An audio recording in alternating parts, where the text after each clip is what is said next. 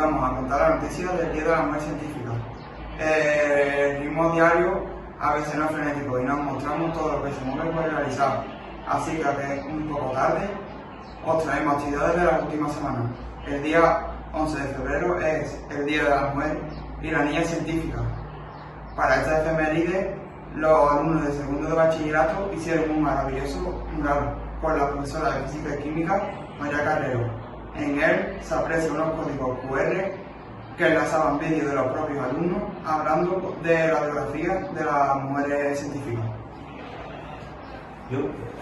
Además es una actividad muy completa donde además de conocer y reconocer a mujeres desconocidas han trabajado en equipo y han hecho un uso de las nuevas tecnologías muy completo y muy responsable. Muchos profesores han trabajado en su clase en visualizar y darle voz a estas mujeres científicas que muchas veces las hemos olvidado. Gracias por vuestro trabajo.